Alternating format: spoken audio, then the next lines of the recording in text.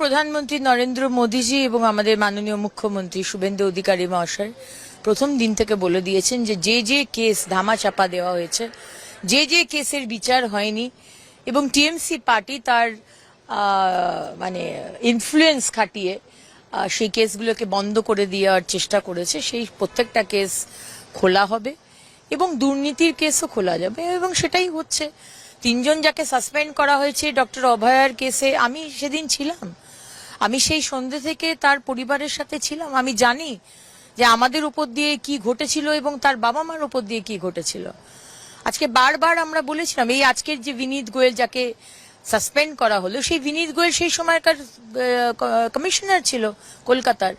তিনি নাকি মমতা ব্যানার্জি বলেছেন, ঝাড়গ্রাম থেকে মমতা ব্যানার্জি ফিরছিলেন, গাড়িতে সুমানি নাকি কথা বলতে বলতে এসেছেন।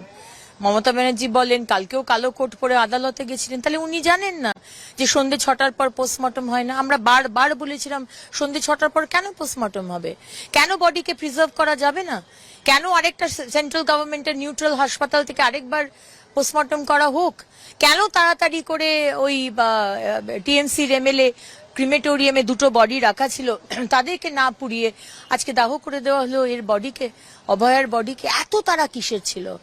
আজকে বডি রয়েছে ওই অ্যাম্বুলেন্সের গাড়িটাতে, আর ওর বাবা মাকে ডিসি সাহেব এসে ঘুষ দিচ্ছেন, ওটা ঘুষ দেওয়ার সময় মুখ বন্ধ রাখার জন্য। তাই অনেক বিষয় রয়েছে, অনেক বিষয়। বাবা মাকে বলা হয়েছে সুইসাইড করেছে, বাবা মাকে বলা হয়নি মৃত্যু হয়েছে। তারপরে সেই জায়গাটাতে হাজার হাজার পুরো ট্যাম্পারিং করে দিল ওই জায়গাটা যেখানে ক্রাইম সিন হয়েছে।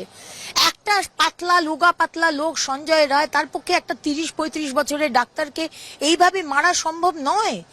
তার পেলভিক গার্ডেল ভেঙে গেছে, তার শোল্ডার ভেঙে গেছে, তার চোখ দিয়ে ব্লিডিং হয়েছে। একটা লোকের পক্ষে সম্ভব নয় সেটা করা। এটার মধ্যে ডেফিনেটলি একাধিক লোক জড়িত আছে। চারিদিকে হসপিটালে সিসিটিভি ক্যামেরা থাকে, একটা ক্যামেরা বন্ধ থাকতে পারে, একটা ক্যামেরা খারাপ থাকতে পারে, সব ক্যামেরা তো খারাপ থাকতে পারে না। তারপরেও লোকে কিছু দেখতে পেল না। তারপরেও যেদিনকে ঘটনা ঘটলো সেদিনকে সেই ফ্লোরেই যে বাথরুম ছিল, ওয়াশরুম নাকি ছিল, বেডরুম, সেটাকে ভেঙে ফেলা হলো। তো এইটার সম্পূর্ণভাবে মুখ্যমন্ত্রী, এক্স মুখ্যমন্ত্রী এবং টিএমসি পার্টি ইনভলভ, এটা আমাদের দৃঢ় বিশ্বাস। এবং আজকে যে তিনজনকে সাসপেন্ড করা হয়েছে, শুধু সাসপেন্ড নয়, এর আরো বড় শাস্তি চাই। শুধু সাসপেন্ড হয়ে কি হবে? এখন তাদের চাকরির হয়তো শেষের দিকে বিনীত গোয়েল, তাকে আরো অনেক বড় শাস্তি দিতে হবে। এমন শাস্তি দেওয়া দরকার যাতে আজকে অন্য সরকার এসছে, সেই সরকারের আমলে অন্য পুলিশ অফিসার এইরকম কাজ করতে যাতে সাহস না পায়, এইরকম শাস্তি দেওয়া দরকার।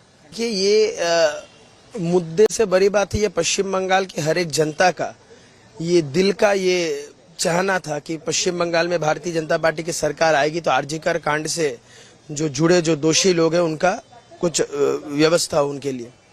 तो अभी देखिए ये 3 पुलिस ऑफिसर जिनके ऊपर बार बार आरोप लगा था इस पूरा जो इन्वेस्टिगेशन को टैंपर करने का, तो इन्वेस्टिगेशन टैंपर करने के जो आरोप उन पे लगा था, पिछली सरकार तो कुछ नहीं, क्योंकि ममता बनर्जी इन लोगों को इस्तेमाल की थी ये पूरा सबूत को मिटाने के लिए। अभी सरकार ने सही निर्णय लिया इनको सस्पेंड करके। अगर सस्पेंड नहीं करता ये लोग इन्वेस्टिगेशन को प्रभावित करता, तो इसीलिए सस्पेंड किया गया। मैं मानता हूँ ये बहुत सही निर्णय है और ये आने वाले दिन में मैं ये भी मानता हूँ कि आरजीकर जो घटना घटा तो उसको लेके सही से इसका फैसला भी आएगा और इसका सही से पब्लिक के सामने आएगा कि क्या हुआ था, कौन कौन लोग इससे जुड़े हुए थे, और उनका भी कड़ी से कड़ी सजा उनको भी मिलेगी। না দরকার তো এই কেসটা তো শুধু পশ্চিমবাংলা নয়, সারা ভারতবর্ষের গণিতের পৃথিবীর বিভিন্ন প্রান্তে ছড়িয়ে পড়েছিল। আজকে হসপিটালে ডিউটিরত অবস্থায় একজন মহিলাকে খুন করে ধর্ষণ করানো হচ্ছে, এটা ছোট্টখাটো বিষয়? শুধু তাই নয়, তার সাথে সাথে এবং তার মা পরিবারকে নাকি এই ধরনের অভিযোগ আছে যে টাকা দিয়ে ম্যানেজ করে নেওয়ার কথা বলেছিল। এবং একজন লাল শার্ট পরিহিত লোক ছিল, তাকে বলা হয়েছিল নাকি ফিঙ্গারপ্রিন্ট এক্সপার্ট, পরে দেখা গেল সেই ব্যক্তি নয় দুর্নীতি। এবং আরেকজনের নামে অভিযোগ ছিল সে নাকি আপনার প্রাথমিকভাবে যে ধরনের যে এভিডেন্সগুলো সেগুলো ধ্বংস করেছে। স্বাভাবিকভাবে যাদেরকে সাসপেন্ড করেছে দ্রুততার সাথে আমি আশা করব তদন্ত প্রক্রিয়া শেষ করবে, নাহলে এই মমতা ব্যানার্জি অনেক ক্ষেত্রে দ্রুততার সাথে এসআইটি গঠন করে দিত। এসআইটি কিন্তু শেষ কোথা হয়েছে আমরা জানি ভালো করে। এবং শুধু তাই নয়, ওই করিডোরে যে 54-55 জন ঘুরেছিল ওই রাত্রে, তাদেরকে জিজ্ঞাসাবাদ করা হোক, প্রকৃত দোষীরা শাস্তি পাক আমি চাইবো। আর সাথে সাথে আর বেশ কিছু অন্যায় ঘটেছে রাজ্য সরকারের আমলে হয়েছে, সেগুলো আমরা ভুলে যাচ্ছি না। যেমন নারী হত্যা থেকে শুরু করে বিভিন্ন কাণ্ড যেগুলো ঘটেছে, সেগুলো মাঝপথে যেগুলো আটকে আছে সেগুলো রিওপেন হোক, প্রকৃত দোষীরা শাস্তি পাক, পরিবারগুলো ইনসাফ পাক।